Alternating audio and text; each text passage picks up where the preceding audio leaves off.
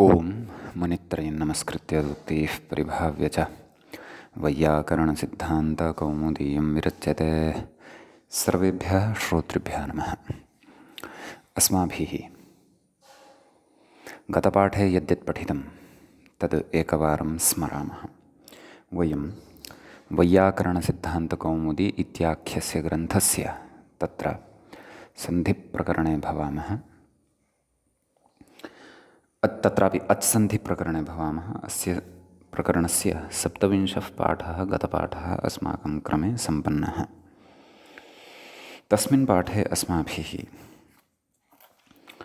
तत्र क्षय्यजय्यौ शक्यार्थे इति सूत्रं पठितं।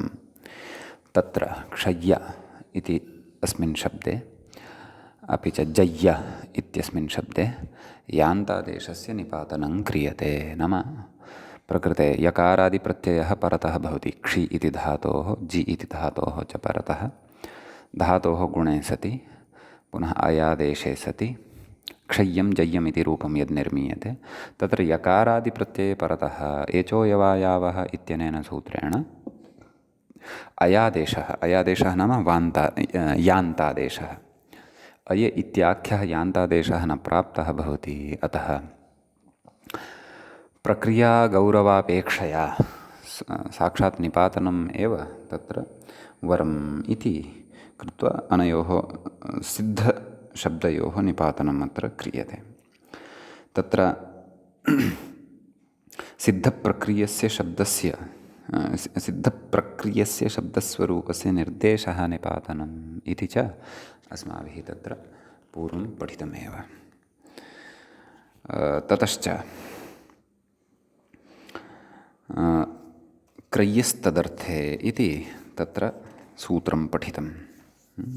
अपि च शक्यार्थे एव क्षय्यजय्य इति शब्दद्वये यान्तादेशस्य निपातनं दृष्टं। यत्र तु शक्यार्थः नास्ति अपि तु योग्यार्थः वर्तते तत्र यान्तादेशो न भवति, तत्र सः एकारः तथैव तिष्ठति। अतः तत्र क्षेयं जेयम् इत्येवमेव रूपाणि भवन्ति इति रूपे भवतः।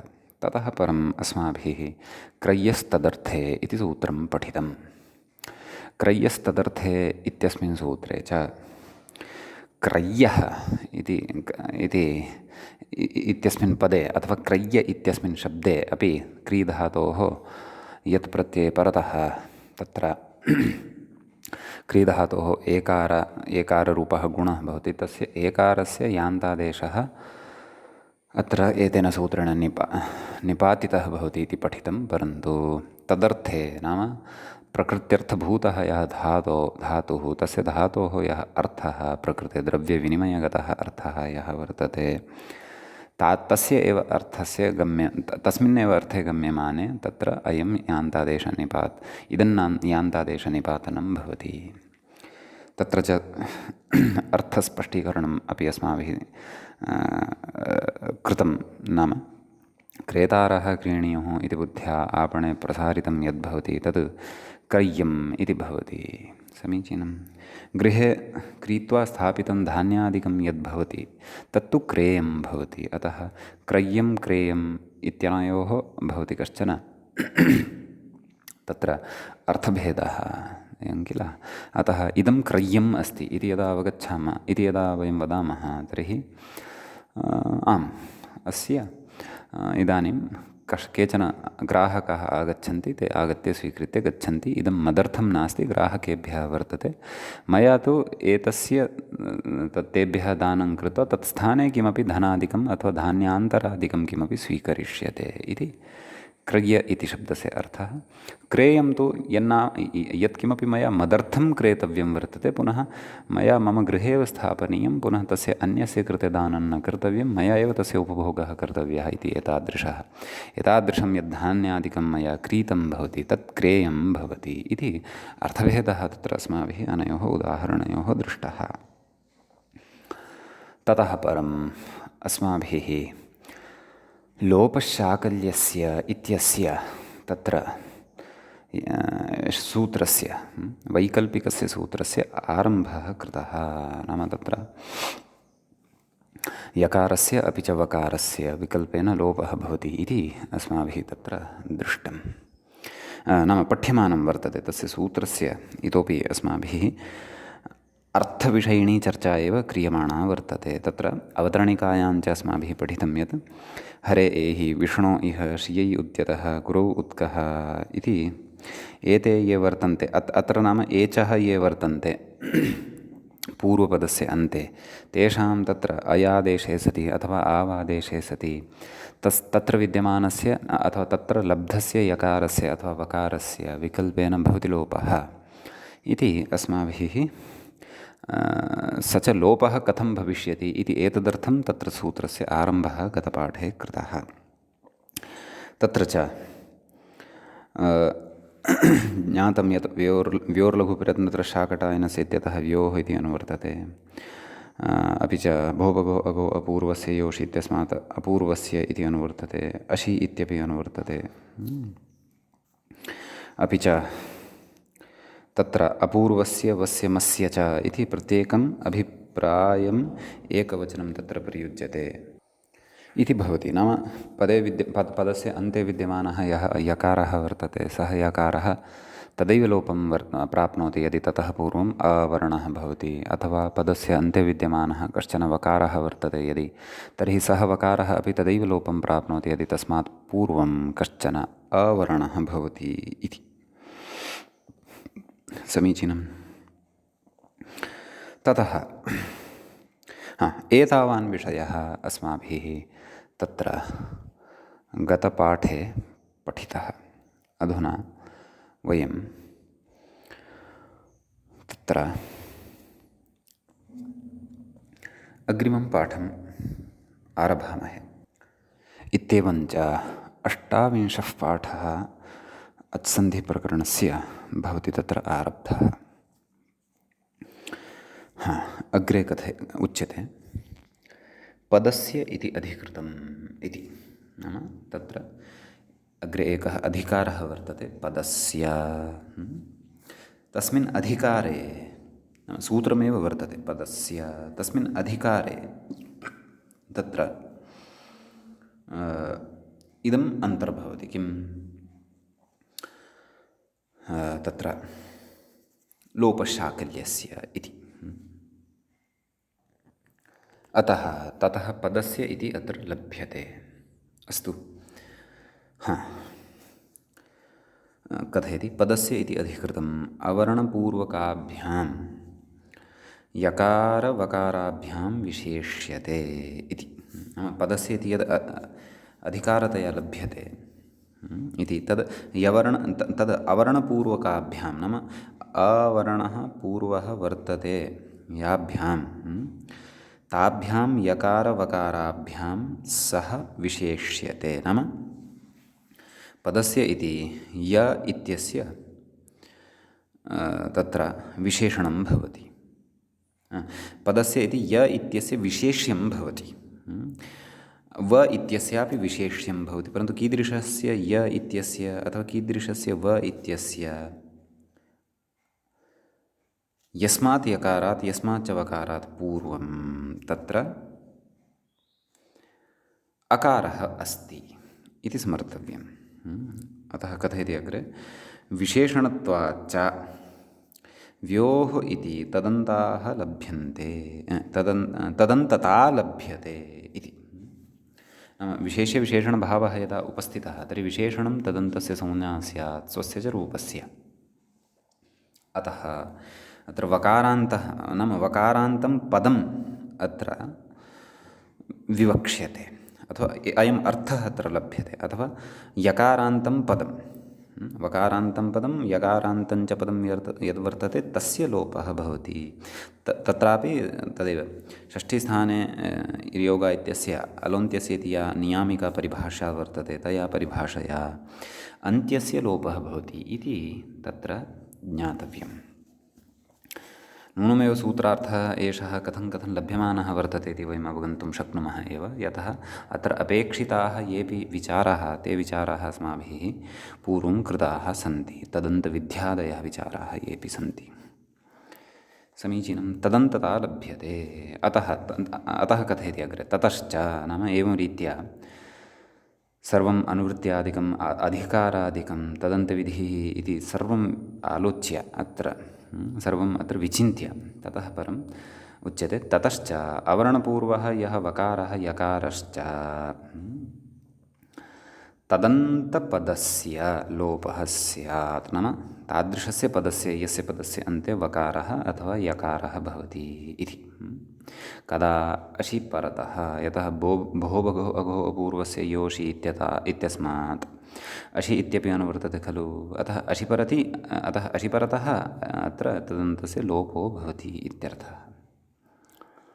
समीचीनम्। अग्रे उच्यते अलोन्त्यपरिभाषया तादृशपदान्तस्य इति लभ्यते।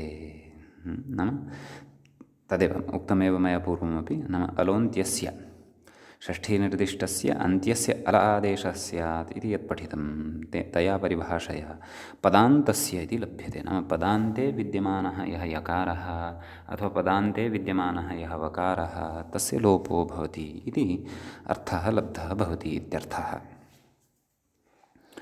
समीचीनम्। अग्रे कथयति शाकल्यग्रहणात् मतान्तरे न भवति इति गम्यते। तत्र यरोनुनासिकेनुनासिको वा इत्यनेन तकारस्य स्थाने मकारः जातः वर्तते।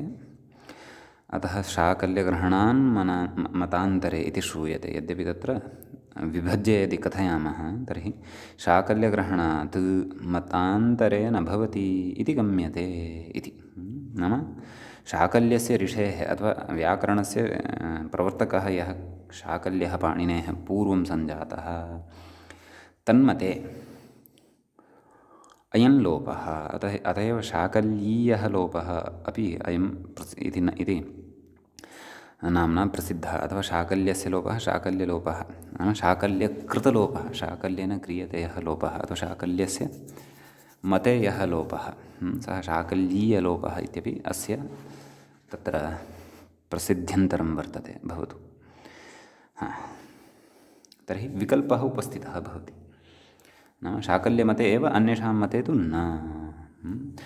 पाणिनेः कृते तु अन्ये अपि च शाकल्यः उभौ अपि पूज्याः आसन्। नाम सर्वेपि पूज्याः आसन्। अस्माकं कृतेपि ते प्राक्तनाः आचार्याः। तैः आचार्यैः यद्यदुक्तं व्याकरणनियमविषये नाम तैः यथा यथा तत्र शब्दराशिः पुरस्तात् सम्मुखीकृतः तथा तथा स्वस्व अनुशासनेषु ये नियमाः उक्ताः ते नियमाः अपि अस्माभिः आद्रियन्ते। तत्रापि आदरः वर्तते। अतः शाकल्यस्य मतमपि गृह्यते, अन्येषाम् आचार्याणामपि मतं गृह्यते। अस्तु।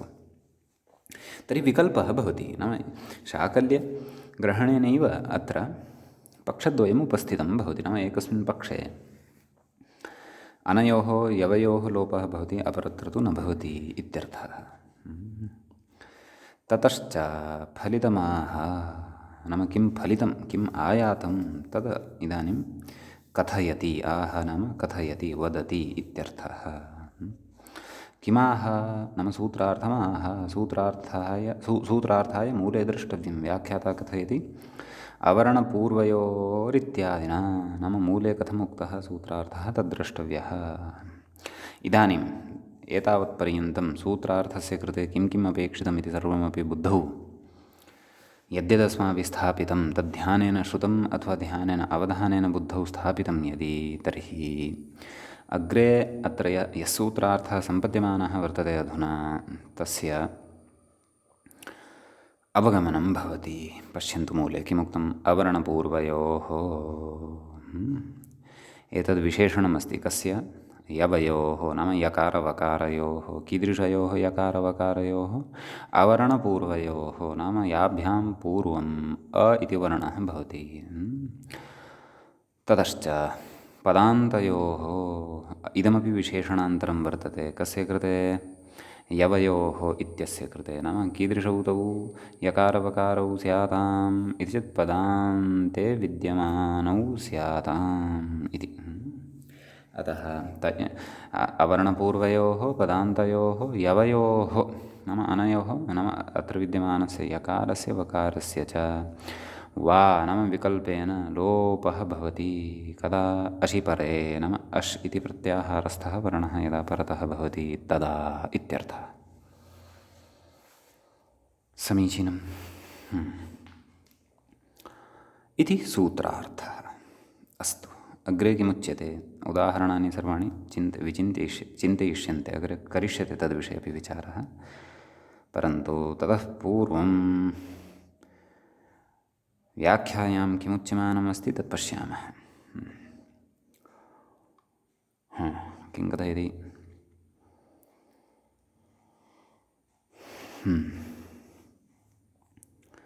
व्योः इत्यनुवृत्तावपि वर्णसमाम्नाये यकारस्य प्राथम्यात् यवयोः इत्युक्तं सूत्रार्थे। पश्यन्तु, सूत्रार्थे कथम् उक्तवान्? यवयोः इति। यद्यपि अनुवृत्तिः कयोः जायमाना वर्तते? व्योः इति। नाम तत्र व्योर्लघुप्रयत्नतरशाकटायनस्य इत्यस्मात् व्योः इति खलु अनुवर्तते।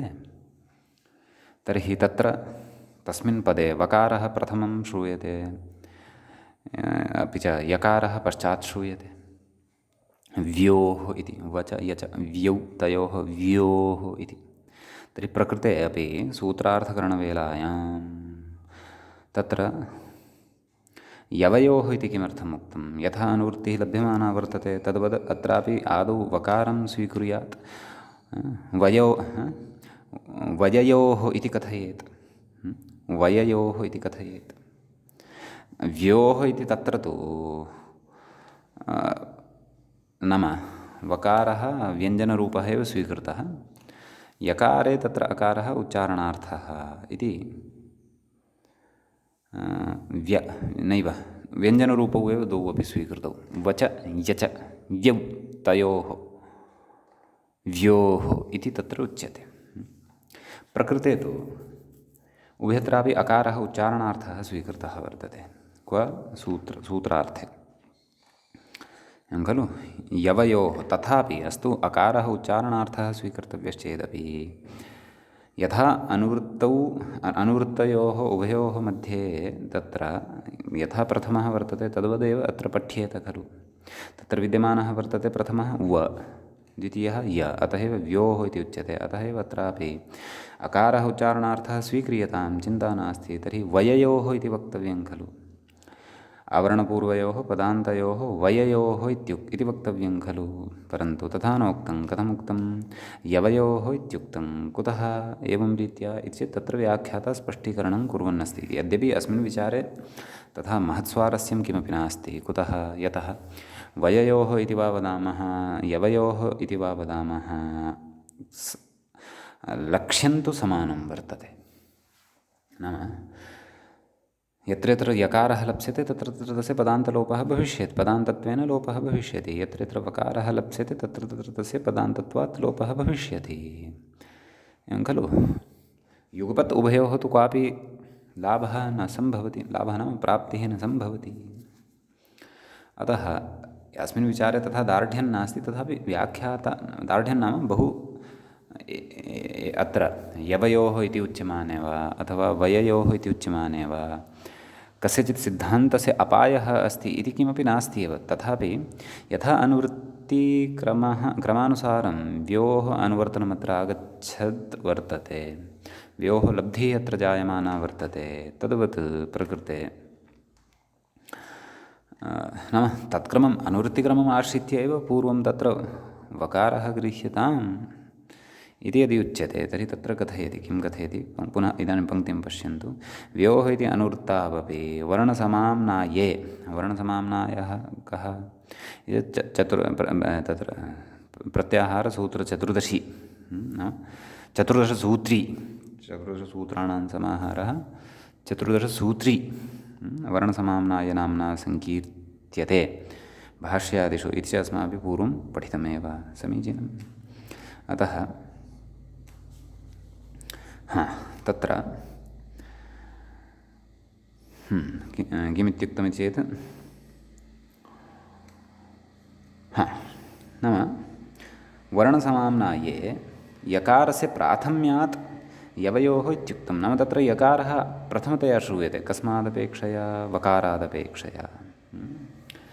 अतः कथं हयवरट्, तत्र आदौ यकारः भवति, तदनन्तरं वकारः भवति। अतः तत्र यथा क्रमः वर्णानां श्रूयमाणः वर्तते, तमेव क्रमम् आधृत्य अत्र मूले सूत्रार्थकरणसमये अपि ग्रन्थकारः तथा लिखितवान् अथवा तथा पाठं कृतवान् इति। यद्यपि अत्र कथञ्चिदपि वकारस्य प्रथमतया पाठे अथवा यकारस्य प्रथमतया पाठे प्रकृते सिद्धान्तस्य अपायः अथवा या कापि अन्या समस्या तत्र पक्षान्तरम् अथवा समस्यान्तरम् उपस्थितं भवति इति किमपि नास्ति। तथापि ग्रन्थकारेण तत्र यवयोः इति यदुक्तं तस्य तथा वक्तव्ये तत्र तदेव प्रत्याहारसूत्रक्रमे आदरत्वादेव तत्र एवं रीत्या सः प्रयुक्तवान् इति तावदेव अत्र स्पष्टतार्थम् उक्तम्। अस्तु, इदानीम् अग्रे कश्चन विचारः अत्र विधीयते।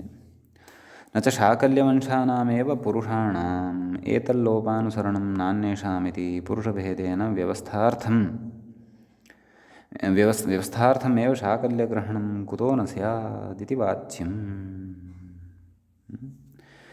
अत्र पूर्वपक्षः वर्तते, सः पक्षः अवगन्तव्यः, किं कथयितुम् इष्यते तदवगन्तव्यम्।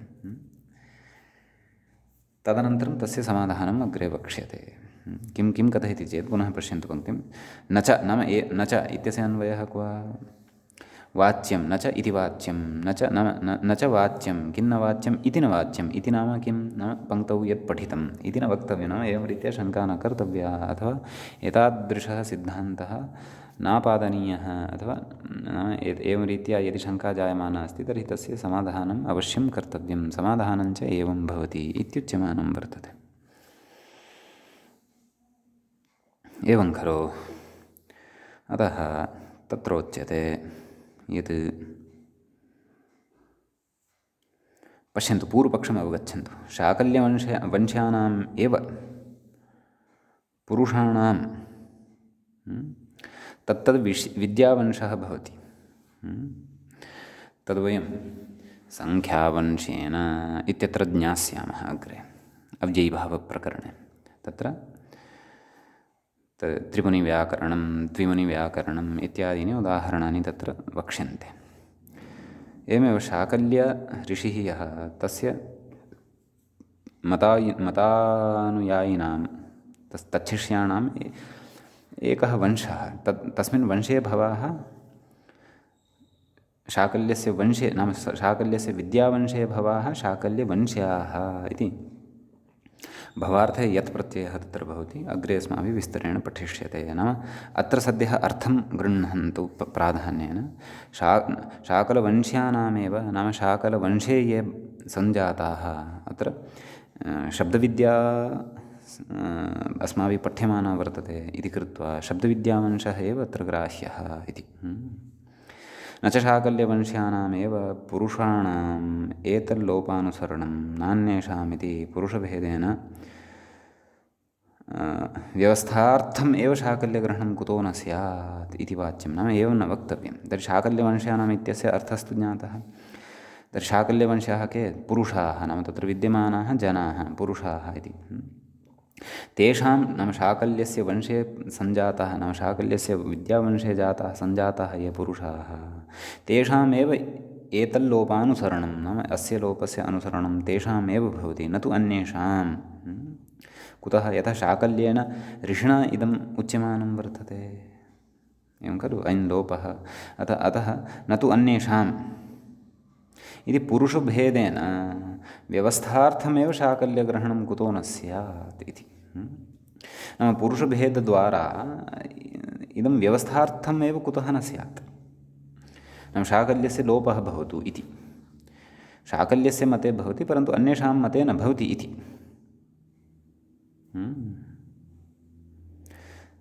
एवं खलु। तर्हि व्यवस्थार्थमेव कुतो न स्यात् इत्युच्यते।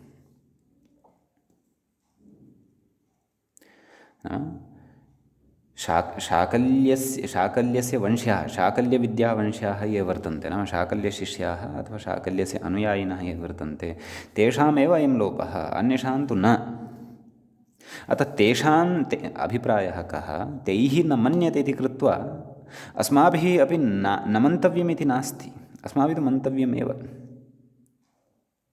नैव, तैः तेषां मते किमस्ति, यकारस्य लोपः अस्ति, सत्यं। तैः यकारस्य लोपः यदि क्रियमाणः वर्तते, तर्हि यकारस्य लोपः तैः अङ्गीक्रियमाणः वर्तते यदि, तर्हि अस्माभिरपि अथवा अन्यैरपि सः लोपः अङ्गीकर्तव्यः इति नास्ति, एवं खलु। तर्हि शाकल्यपुरुषान् विहाय, नाम शाकल्यवंश्याः ये जनाः वर्तन्ते, तान् जनान् विहाय अन्ये सन्ति ये जनाः, शाकल्यशिष्याः न सन्ति अथवा शाकल्यवंश्याः न सन्ति, तान् विहाय ये अन्ये सन्ति, तेषां मते कदापि लोपः न। तेषां मते तु केवलः तत्र यः यकारः अयमस्ति सः श्रूयते एव, यकारलोपः तेषां मते न। अतः इति व्यवस्थार्थम् अत्र शाकल्यग्रहणं वक्तव्यम्, एवं खलु। प्रकृते मतान्तरम् उपस्थाप्य विकल्पः न कर्तव्यः इति एवं रीत्या यदि उच्यते तथा न वक्तव्यम् इति। नाम शाकल्यस्य मते लोपः भवति, अन्येषां मते न भवति इत्येव पक्षः भवतु। अन्यैरपि अयं लोपः अङ्गीकर्तव्यः, पुनः एतस्य लोपस्य अपि अङ्गीकारं कृत्वा एकस्मिन् पक्षे लोपः भवति, अपरस्मिन् पक्षे लोपः न भवति इति एतादृशः अर्थः कुतः? एषा तु शाकल्यस्य विचारधारा वर्तते खलु। अथवा तद्वंश्ये तस्य तदनुयायिनः ये वर्तन्ते ते एव एतं नियमम् अङ्गीकुर्युः, अस्माभिस्तु न कर्तव्यः। अस्माभिस्तु पाणिनीयैः अथवा तदितरैः शाकल्यवंश्याः ये न सन्ति तेषां मते तु अत्र अयं यकारस्य अथवा वकारस्य लोपः एव न भवति। अतः लोपपक्षः यः वर्तते सः अन्यैरपि, तदेव उक्तं खलु, पुरुषाणां नाम शाकल्यवंशानां पुरुषाणाम् एतल्लोपानुसरणं नान्येषाम् इति। अतः अन्येषाम् इदं लोपानुसरणं न भवति इति पुरुषभेदेन व्यवस्थार्थमेव शाकल्यग्रहणं कुतो न स्यात्? नाम इदं व्यवस्थार्थमेव भवतु, विकल्पार्थं न भवतु। व्यवस्थाविकल्पयोः कः भेदः? नाम वर्गविशेषस्य कृते एषा व्यवस्था भवतु तावदेव, ते अङ्गीकुर्युः। तर्हि तेषाम् अयं लोपः अन्यैरपि पाठकैः अथवा अस्माभिरपि अङ्गीकर्तव्यः इति न भवतु इत्युच्यते, इति शङ्क्यते केनचित्। तथा यदि कस्यचित् इदं वचनं यदि अङ्गीकुर्मः यत् अयं नियमः शाकल्यवंशीयानां कृते एव अन्य अस्य उपयोगमेव न कर्तुं शक्नुवन्ति इति यदि कथयामः, तर्हि तु तत्र विकल्पः न स्यात्। अपेक्षितः विकल्पः अपि, सर्वस्य कृते विकल्पः अपेक्षितः। यतः अस्माकं संस्कृतवाङ्मये संस्कृतभाषायां शिष्टैः ये सन्ति प्रयोगाः प्रयुक्ताः शाकल्यतः प्राग्वर्तिनः अपि, तैरपि अनयोः यवयोः लोपः कृतः दृश्यमानः वर्तते। वेदे वा अथवा शिष्टैः वा अयं लोपः आचरितः वर्तते। अतः तत्र पुनः लोपाभावपक्षः अपि दृश्यमानः वर्तते। उभयविधप्रयोगाः वर्तन्ते। अतः अस्माभिः शाकल्यस्य मतमपि स्वीकर्तव्यं वर्तते। किञ्च तत्र अन्येषां यन्मतं वर्तते तदपि स्वीकर्तव्यं वर्तते। उभयोः मतं स्वीकृत्य विकल्पः अस्माभिः अत्र साधनीयः वर्तते। नाम एकस्मिन् पक्षे भवति, अपरस्मिन् पक्षे न भवति। शाकल्यस्य मते भवति, अपरेषां मते न भवति इति कृत्वा रूपद्वयम् अपि अस्माभिः तत्र अङ्गीकर्तव्यम् एव। यतोहि तथा अस्माकं संस्कृतवाङ्मयस्य परिपाटी दृश्यमाना वर्तते। आम्, शाकल्यः लोपमेव उक्तवान् एवं किल, स लोपाभावं नोक्तवान्। अतः यैस्तु लोपाभावः अपि उच्यमानः वर्तते तेषामपि वचनम् अस्माभिः कर्तव्यमेव यदि तत्र शिष्टत्वं वर्तते। तादृशञ्च शिष्टत्वं पाणिन्यादीनामपि शाकल्यादीनामपेक्षया पूर्ववर्तिनां शाकल्यादीनाम् अपेक्षया पूर्ववर्तिनः ये सञ्जाताः पाणिन्यादयः तेषामपि अस्माभिः प्रामाण्यं स्वीक्रियते। एवं खलु। अतः अत्र विकल्पः सिद्धः भवति इति। परन्तु कथमेवं नाम एवं न वक्तव्यम् इत्युच्यते, परन्तु कुतः न वक्तव्यं तत्र प्रमाणं किम् इति यदि पृच्छेत केनचिदपि तर्हि भोः तत्र प्रमाणम् अस्त्येव, प्रमाणं भवता श्रोतव्यं, पश्यतु शृणु अग्रे किम् उक्तम् अस्ति। कथयति आदौ तु उक्तं यदि एवं भवान् वदन् अस्ति तन् एवं न च वाच्यम् इति उक्तं। ततः परं पश्यन्तु न वेदविभाषा इति सूत्रभाष्ये आचार्यदेशशीलने क्वचित् देशशीलनेन इत्यपि पाठः वर्तते, पादटिप्पण्यां लिखति। अस्तु, आचार्यदेशशीलने च तद्विषयतेति प्रस्तुत्य इको ह्रस्वो ञोगालवस्य प्राचामवृद्धात् बहुलम् इत्यादि सूत्रं वर्तते। इत्यादौ गालवाचार्यग्रहणं प्राचाम् उदीचाम् इत्यादि देशविशेषग्रहणञ्च अविशेषेण विकल्पार्थमेव न तत्तद् वंश्य तत्तद्देशभेदेन प्रयोगव्यवस्थार्थमिति सिद्धान्तितत्वात्। इदानीम् अस्याः पङ्क्तेः कर्तव्यं वर्तते समन्वयनं। कथयामि, भाष्यस्य अत्र प्रामाण्यमिदं स्वीकृतं वर्तते। तर्हि भाष्ये एतद् कथं साध्यते इति अस्माभिः अत्र विचारयिष्यते। समीचीनं। किं कथयति अग्रे पश्यन्तु। न वेति विभाषा इति सूत्रभाष्ये आचार्यदेशशीलने तत्र पाठभेदः अपि अस्ति। आचार्यदेशशीलेन इति पादटिप्पण्यां सम्पादकः लिखति। वस्तुतः भाष्ये तु आचार्यदेशशीलने इत्युक्त्वा ततः भाष्ये स्वयमेव भाष्यकारेण अग्रे आचार्यदेशशीलेन इति उक्तं तत्र। आं तत्र किमुच्यते इति सूत्रभाष्ये, नाम न वेति विभाषा इति सूत्रभाष्ये तत्र किम् उक्तम्, आचार्यदेशशीलने न तद्विषयता इति प्रस्तुत्य च तद्विषयता इति, आचार्यदेशशीलने च तद्विषयता इति प्रस्तुत्य, यानी आचार्यदेशशीलने च तद्विषयता इत्यस्य कः अर्थः? सः अर्थः किञ्चिदत्र अवगन्तव्यः।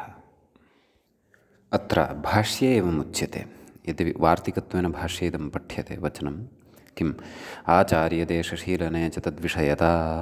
तदनन्तरं भाष्यकारः अस्य वार्तिकस्य व्याख्यानं कुर्वन् कथयति, आचार्यशीलनेन देशशीलनेन च यदुच्यते तस्य तद्विषयता प्राप्नोति।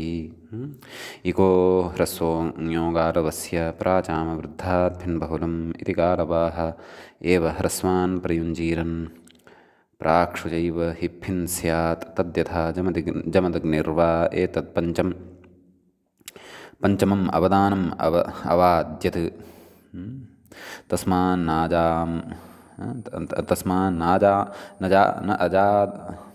अजामदग्न्यः पञ्चावत्तञ्जुहोति।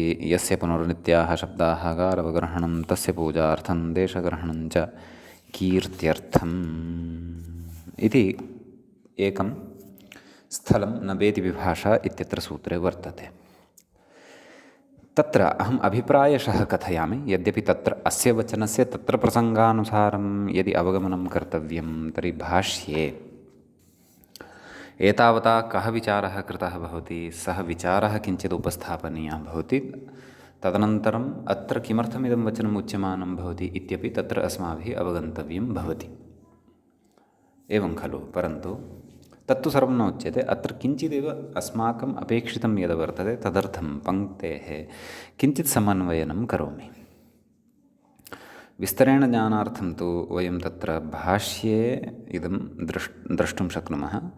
न वेति विभाषा इति सूत्रे भाष्ये तत्र उच्यते आचार्यदेशशीलनेन,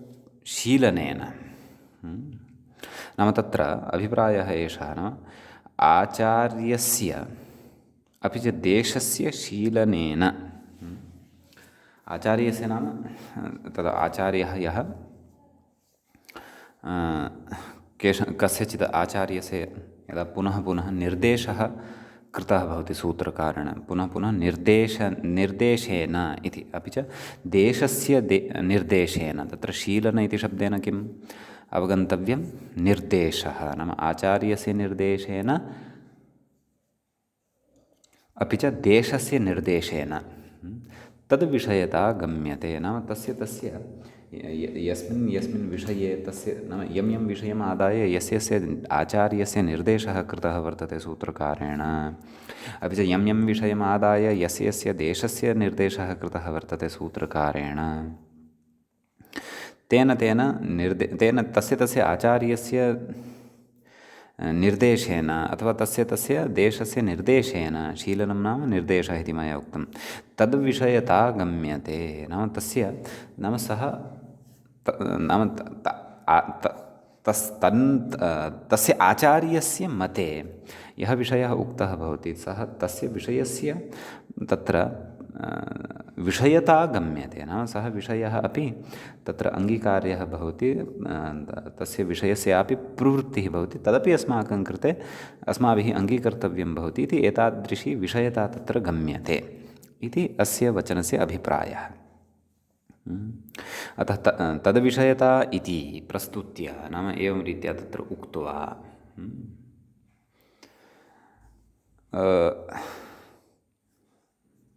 ततः कथयति इको ह्रस्वो ञो गालवस्य प्राचाम वृद्धात् भिन्बहुलम् उदाहरणार्थं यच्छति यथा इको ह्रस्वो ञो गालवस्य तत्र गालवाचार्यस्य ग्रहणं कृतवान् प्राचाम वृद्धात् भिन्बहुलम् इत्यस्मिन् सूत्रे तत्र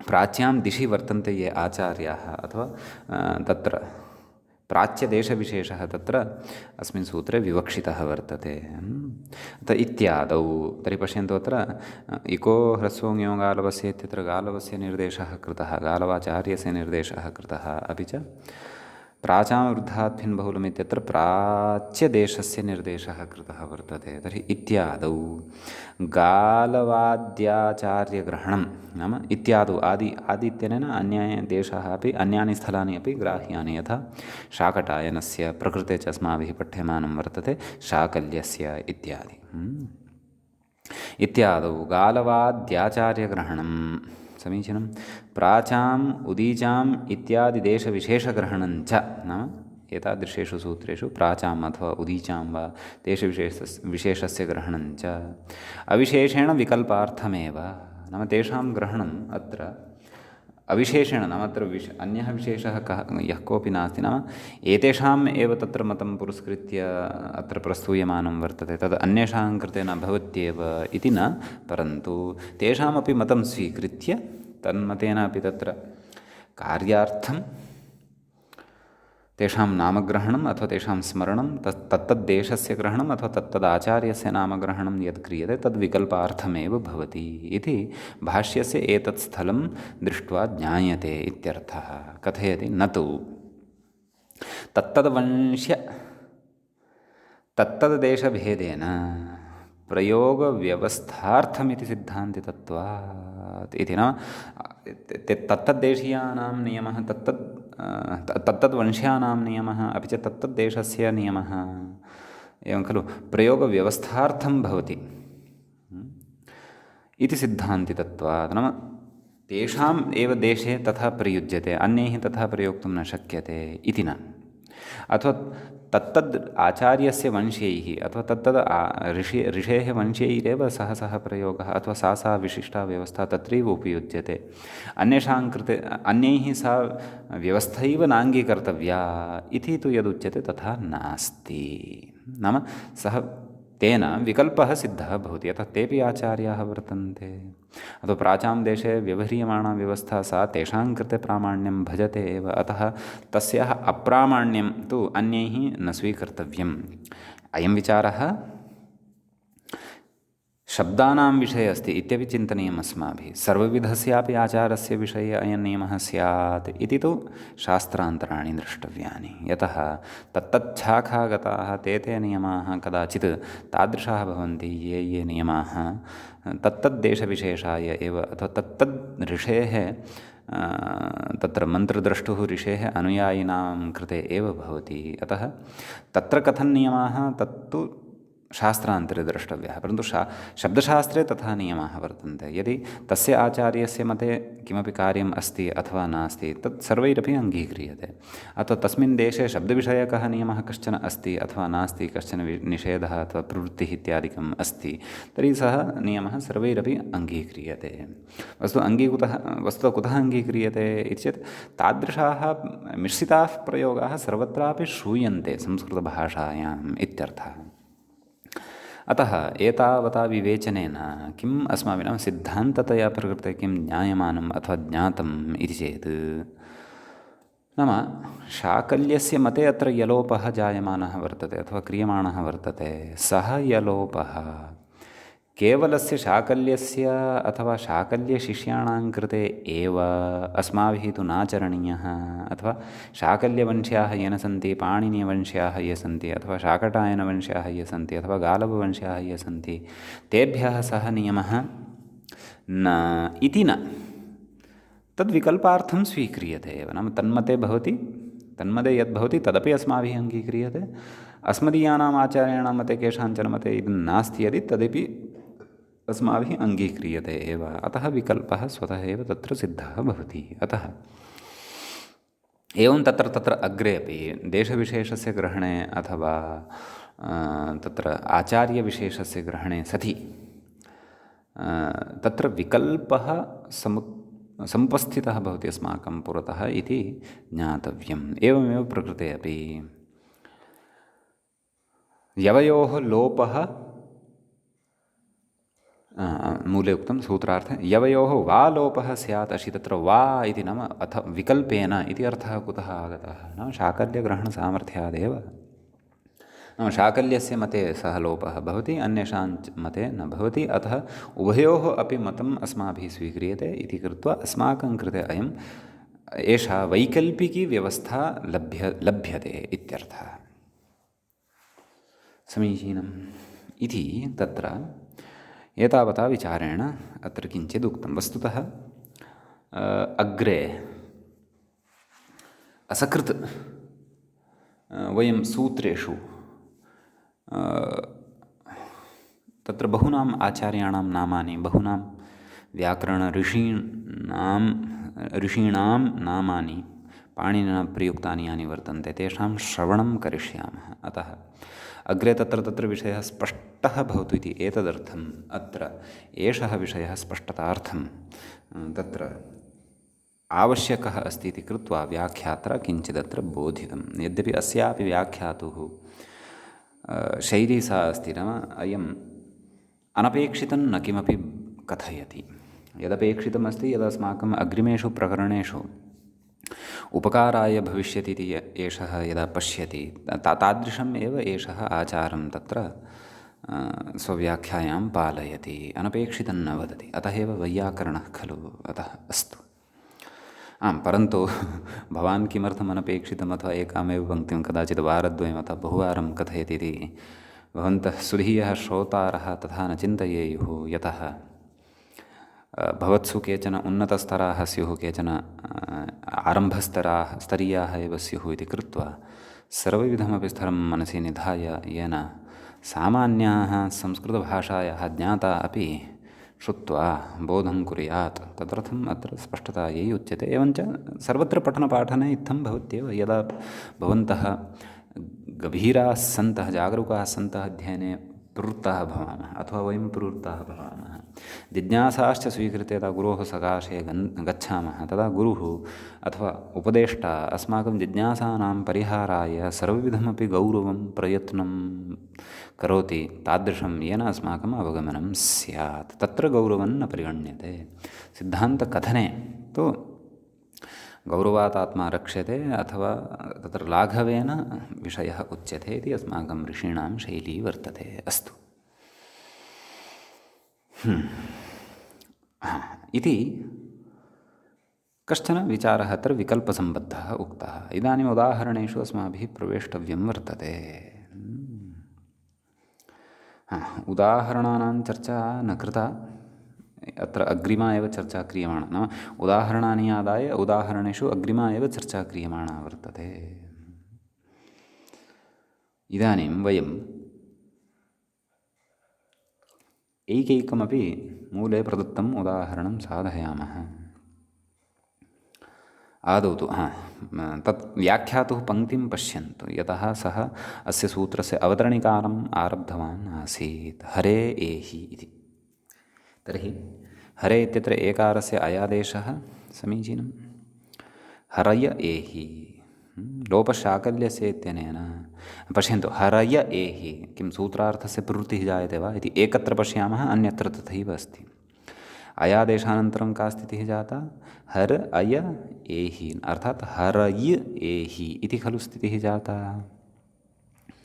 तत्र सूत्रार्थं पश्यन्तु, लोपशाकल्यस्य इत्यस्य आवरणपूर्वयोः पदान्तयोः यवयोः अत्र विद्यमानः यकारः पदस्य अन्ते अस्ति इति तु स्पष्टं ज्ञायते, यतः हरे इति सम्बोधनपदं वर्तते, तस्य अन्ते एकारः अस्ति, तस्य स्थाने च जातः अयादेशः। तद् अयादेशात् परमपि यत्र यकारः मूले वर्तते एव, नाम अन्ते वर्तते एव, अतः पदान्ते एषः यकारः।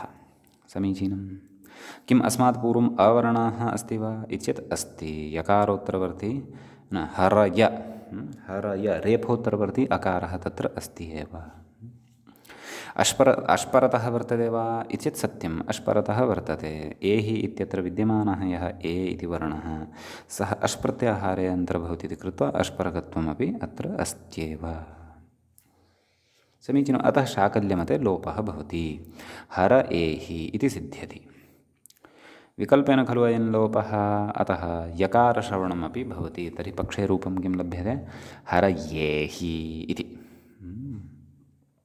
ततः परं विष्णो इह इत्यत्र अवादेशः भवति। विष्णव इह, अत्र वकारः पदान्ते अस्ति, तस्मात् पूर्वम् अकारोऽपि अस्ति, तस्मात् परतः अश् अपि अस्ति इ इति। अतः वकारस्य लोपः विष्ण इह इति भवति एकस्मिन् पक्षे, अपरस्मिन् पक्षे विष्णविह इत्यपि रूपं भवति इत्यर्थः। समीचीनं। ततः परं श्रियै उद्यतः, अत्र विद्यमानः यः ऐ इति वर्तते तस्य आयादेशः एचोयवायावः इत्यनेन का स्थितिः जायते? श्रिय आय उद्यतः मेलनेन श्रियाय उद्यतः इति भवति। श्रियाय उद्यतः इत्यवस्थायां योऽयं य इति वर्णः तस्य य इति वर्णस्य लोपशाकल्यस्य इत्यनेन लोपः भवति। पश्यन्तु, कुतः? पदस्य अन्ते अस्ति अयं यकारः, किञ्च तस्मात् पूर्वम् अवर्णः अपि अस्ति, दीर्घः अस्ति परन्तु अस्ति। यतः अत्र तपरकरणं नास्ति सूत्रे, नाम अनुवृत्त्या यल्लब्धम् अपूर्वस्य इति, तत्र अत्पूर्वस्य इति नोक्तम्, अपूर्वस्य इत्युक्तं, नाम तपरकरणं नास्ति। तपरकरणं यदि स्यात् तर्हि दीर्घः आकारः यत्र अस्मात् यकारात् अथवा वकारात् पूर्वम् अस्ति तस्य यकारस्य अथवा वकारस्य लोपः न स्यात्। अतः एव तत्र तपरकरणं न कृतम् इत्यर्थः। अतः अपूर्वस्य इत्येव तत्र उक्तम्। अतः तत्र ह्रस्वेन अकारेण अत्र दीर्घोऽपि आकारः ग्राह्यः। अतः श्रियाय इत्यत्र यकारस्य अवर्णपूर्वत्वम् अस्ति एव, किञ्च परतः उ इति वर्णः अश्प्रत्याहारे अन्तर्भवति। अतः श्रिया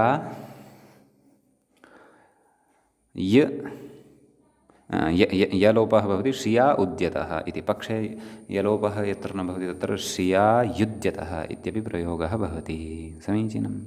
एवमेव गुरौ उत्कः इत्यत्रापि औ इत्यस्य आवादेशः भवति एचोयवायावः इत्यनेन। अतः गुराव उत्कः, गुराव उत्कः इत्यवस्थायां तत्र विद्यमानः यः व इति तस्य व इत्यस्य लोपशाकल्यस्य इत्यनेन लोपः भवति। कुतः? यतः पूर्वं तस्मात् अकारः वर्तते, परतः उकारः अश्प्रत्याहारस्थः वर्णः अस्ति एव। अतः तस्य वकारस्य लोपे सति गुरा उत्कः इति प्रयोगः भवति। पक्षे यत्र तु लोपः न भवति तत्र तु गुरा वुत्कः इति प्रयोगः भवति। एवं रीत्या रूपसिद्धिः अत्र अस्माभिः कृताः।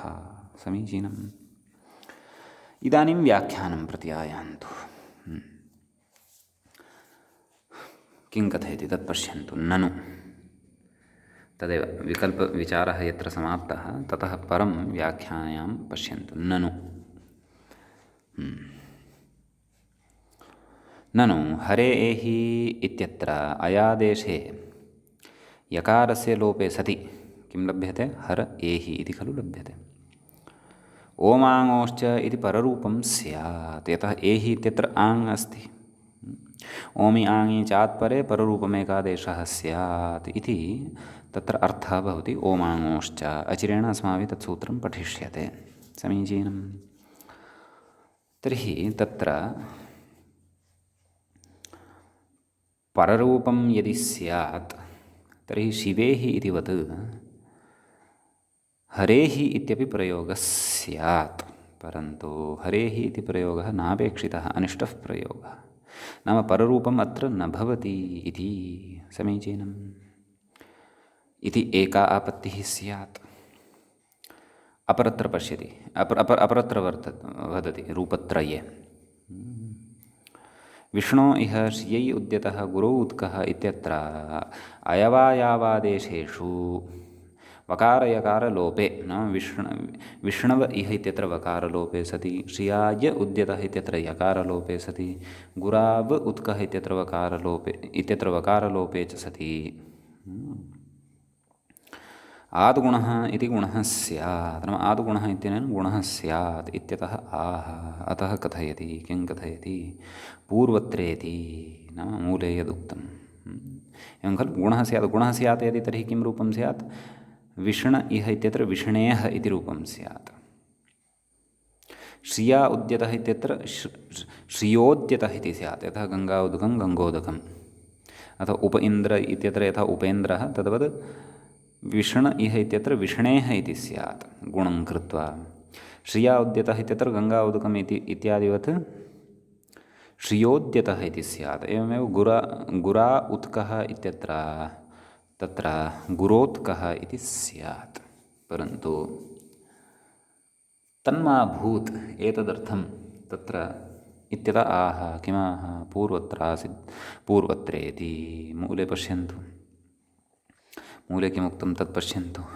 पूर्वत्रासिद्धम् इति लोपशास्त्रस्य असिद्धत्वात् न स्वरसन्धिः इति ज्ञायते। अयं विचारः अस्माभिः पूर्वं पठितः एव अस्ति। नाम एषु चतुर्षु अपि उदाहरणेषु स्वरसन्धिः प्राप्नोति यः हर एहि इत्यत्र न प्राप्नोति एव वस्तुतः, परन्तु तदेव तस्य निवृत्तिः पूर्वत्रासिद्धम् इत्यनेन क्रियते। परन्तु स्वरसन्धिशङ्का या जायमाना वर्तते, नाम अत्र ओमाङ्गोश्च इत्यस्य प्रवृत्तिः भवेत् क्व हर एहि इत्यत्र। तथा चेत् तदेव हरेः इति अनिष्टः प्रयोगः स्यात् शिवेः इत्यादिवत् इत्युक्तमेव खलु। परन्तु लोपशाकल्यस्य इति सूत्रं त्रिवादी भवति। एवं किल। ओमाङ्गोश्च इति तु सपादसप्ताध्यायी भवति। सपादसप्ताध्याय्याः दृष्टौ त्रिपादी असिद्धा इति। सपादसप्ताध्याय्याः दृष्टौ त्रिपादी भवति असिद्धा। समीचीनम्। अतः अर्थात् सपादसप्ताध्याय्याः दृष्टौ अत्र सर्वत्रापि यकारलोपः एव न जातः वर्तते। यकारलोपः असिद्धः वर्तते। कुतः? लोपशाकल्यस्य सूत्रमेव असिद्धं। तर्हि यकारलोपः अपि कुतः सिद्धः? तेन सूत्रेण क्रियमाणं कार्यमपि न सिद्धम्। अतः यकारलोपः एव नात्र जातः वर्तते। यकारः अत्र अस्ति। कस्य दृष्टौ? सपादसप्ताध्याय्याः दृष्टौ अत्र यकारः अस्त्येव इत्यर्थः। अतः ओमाङ्गोश्च इति हर एहि इति स्थितिमेव कदापि न पश्यति। ओमाङ्गोश्च इति सपादसप्ताध्यायी तु हरय एहि इत्येव स्थितिं पश्यति। यतः एचोयवायावः इति सपादसप्ताध्यायी वर्तते। तस्य स्वस्य गृहस्य सदस्यः वर्तते। अतः तेन यत् कार्यं कृतं तदेव जानाति।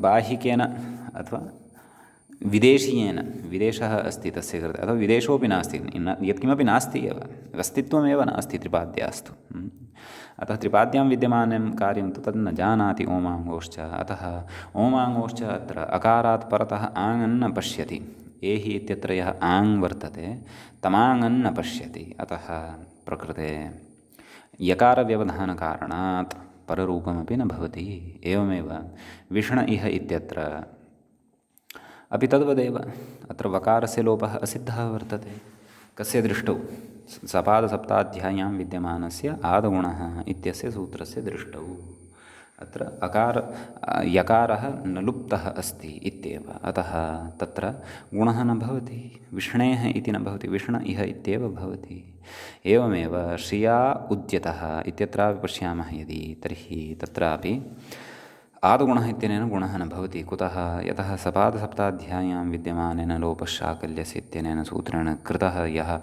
यकारलोपः सः यकारलोपः आदुगुणः इति सूत्रस्य दृष्टौ असिद्धः नाम न जातः एव वर्तते सूत्रमेव नास्ति तद्दृष्टौ तर्हि सूत्रकृतकार्यमपि कुतः इत्यर्थः अतः तत्र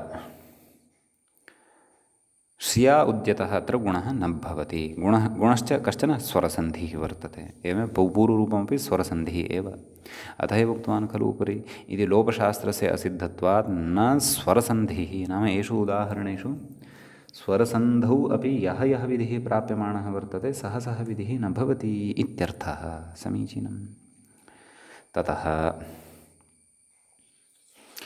तदेव गुरा उत्कः इत्यत्रापि सैव गतिः अत्रापि गुरा उत्कः इत्यत्र गुणः न भवति कुतः यकारलोपस्य असिद्धत्वात् इति वर्तते किं कथयति व्याख्याता अग्रे वकारयकारयोः लोपस्य असिद्धत्वेन नाम चतुर्षु अपि उदाहरणेषु एषु वकारस्य यकारस्य च लोपद्वारा असिद्धत्वम् अस्ति इति कृत्वा तेन असिद्धत्वेन ताभ्यां व्यवहिततया नाम ताभ्यां व्यवधानं मध्ये कृतं भवति इति कारणेन नाम व्यवधानं ताभ्यां भवति नाम सिद्धः एव नास्ति येषां दृष्टौ सः यकारलोपः अथवा वकारलोपः सः तु अस्माकं कृते सिद्धः वर्तते यतावत् अध्येतारः सपादसप्ताध्यायीमपि जानन्ति त्रिपादिम् अपि परिचिन्वन्ति सपादसप्ताध्यायी तु त्रिपादिमेव न परिचिनोति न च जानाति इति कृत्वा तयोः लोपोऽपि न भवति तत्र स्वरसन्धिरपि न भवति इत्यर्थः अतः उक्तवान्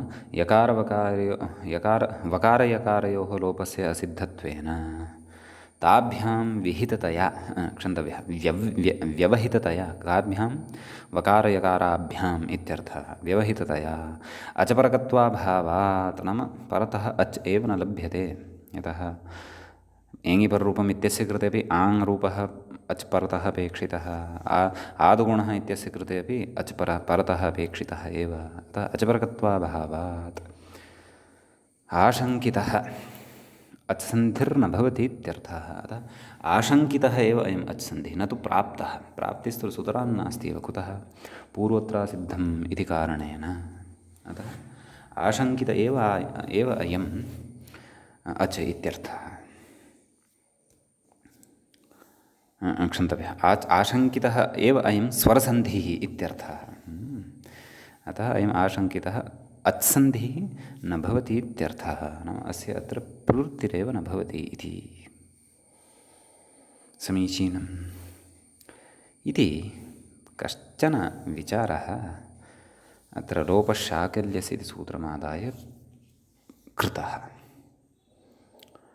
इदानीम् अत्र